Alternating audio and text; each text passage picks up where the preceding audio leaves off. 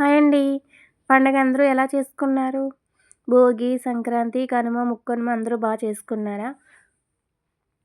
నేనైతే వీడియోస్ పెడదాం అనుకున్నాను గదండీ ప్రతిరోజు. కానీ నేను వీడియోస్ అయితే ఏం తీయలేదు. నాకు కుదరలేదు. ఇదైతే భోగి రోజునటువంటి తీసినటువంటి వీడియో అండి.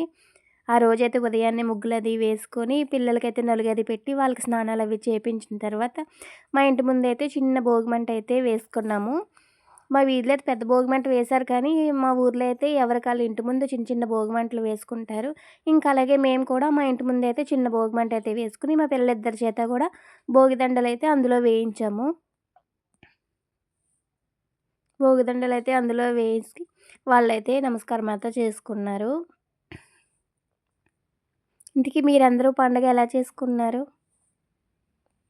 మీ ఊర్లో కోడి పందాలు అవి పెట్టారా? మా ఊర్లో అయితే కోడి పందాలు ఇవన్నీ పెట్టారండి. చాలా బాగున్నాయి.